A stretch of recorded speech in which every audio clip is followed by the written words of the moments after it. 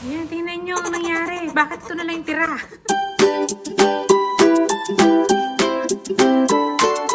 Hello, kabayan! Always think positive! Hello! Ayan, magagabi na. Mag-aalas 5 na pala.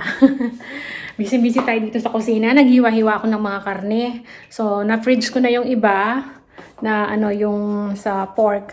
Yung parang kasim, yung hiniwa ko na. Ito na may natira. Binabad ko ng ano, kalamansi, toyo, paminta, ano pa ba? Garlic, ground, yan. Mag-ano tayo magmiminudo tayo bukas ng umaga. So, mamaya papakuluan ko na yan. Ito, nilabas ko pa lang yung hotdog.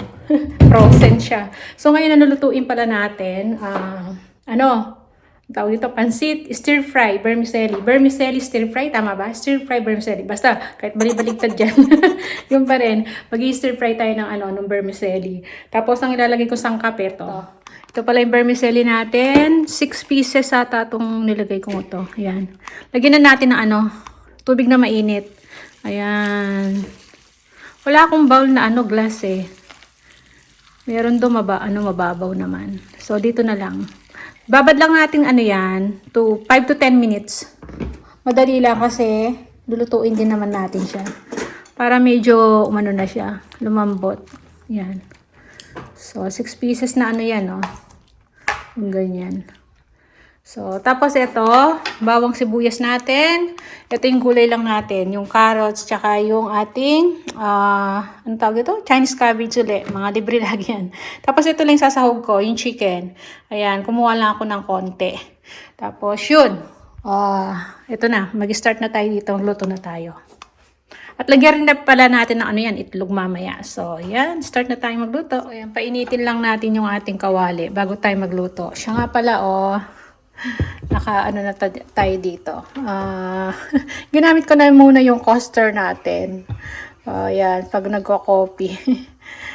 Saka pa lang tayo bibili ng Habang wala tayong nabibiling yung patungan niya, yan muna ang nilagay ko. Diba? So, yan. Tayo lang natin to. So, yan. Start tayo magluto. Naglagay na tayo ng cooking oil. So, painitin lang natin. And then, yung egg. So, parang i-scramble egg lang natin yan. Tapos, pag naluto yan, isa-set aside natin. Kasi isasali natin mamaya yan kapag luto na yung ating vermicelli. Yan. Lutuin lang natin siya. Parang scramble egg, diba? Tapos, lagyan ko lang ng konting salt and konting black pepper ground. So, yan. Luto na siya. Tapos, isa-set aside natin yan. Itatabi muna natin. So, yan. Tapos, ang lulutuin natin susunod niya yung chicken meat. Ayan, yung hiniwa-hiwa natin. Konti lang po yan. So, yan. Hintay lang natin mawala yung tubig niya. Tapos, magigisa na tayo. So, yung natin, stir fry lang talaga. Hindi tayo maglalagay ng sabaw sa ating vermicelli. Bali, yung pinakapansit ba ang gagawin natin. So, yan ang dinner namin ni Mr. tsaka ni Bunso. Tapos, mamaya, magluluto naman ako ng minuto. So, yung minuto, di ko napapakita. Di ba, meron na akong recipe. Muna pa. Hintay lang natin mawala yung tubig. So, ayan na nga. Hintay lang natin mawala yung kanyang tubig. Tapos, yan. I-fry natin. Naglagay tayo ng cooking oil. Lang natin siya. I-fry ng konti. Mag-brown lang yan. Okay na siya. Tapos, start na tayo mag-gisa nun. So, yan. Ganyan-ganyan lang.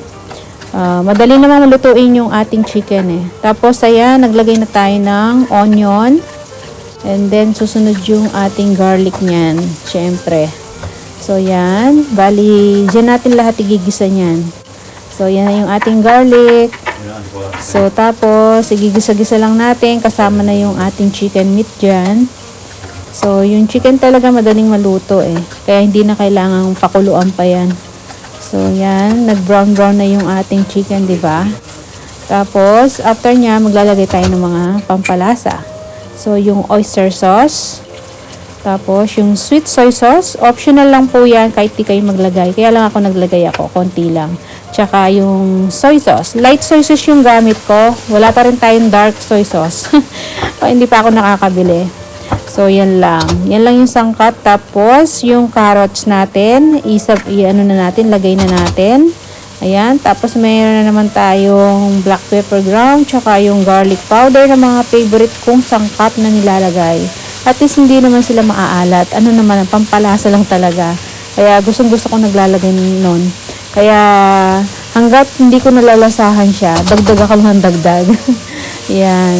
So, ginigisa-gisa lang natin yan. Kasi stir fry lang tayo. Tapos, ayan, inad na natin yung ating, Chinese cabbage. Ayan. Kasi yung vermicelli natin, madali lang maluto yun dahil nga binabad na natin sa tubig na mainit, diba? 5 to 10 minutes. So, madali lang siyang lutuin. Ayan, nagdagdag na naman tayo ng garlic powder and black pepper ground. O, diba? Ganyan ako. So, pasensya na kayo kung medyo napaparami yung lagay ko kasi yun talagang hilig ko. Gusto ko malasang malasa. Ayan, naglagay tayo ng chili flakes para medyo may konting anghang naman kasi si Mr. gustong gusto niya yung pag may chili flakes. Ayan. So, yan. Gisa-gisa lang natin yan. After natin magisa-gisa yan, saka natin lalagay yung ating, vermicelli. Ayan na. So, hindi tayo mag-a-add ng water dyan. Basta ganyan lang siya. Stir fry lang natin siya. Ayan. Kaya mabilis lang lutuin to eh. Kasi yung vermicelli, madali siyang lutuin. Tsaka yung mga gulay. Kahit naman yung carrots, half cook lang yan, makakain natin, di ba? So, hindi siya sobrang luto. Hindi siya sobrang lambot ba?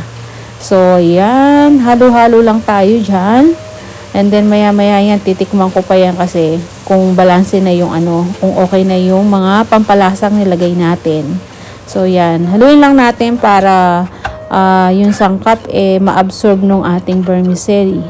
Tapos, nilagay ko na rin pala yung scramble egg natin. Ayan. Na dinurog-durog natin. O, diba? Yan ang special na niya. Karagdagang sangkap yung ating egg.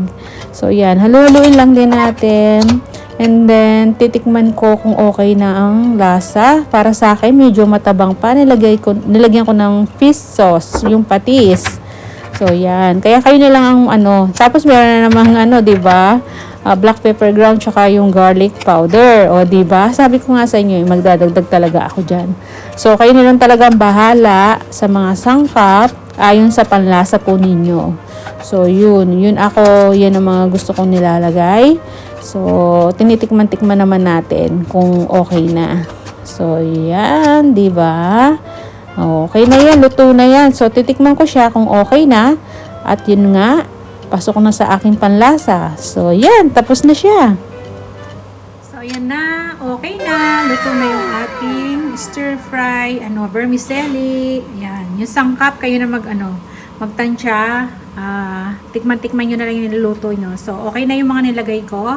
Hindi na masyadong maalat.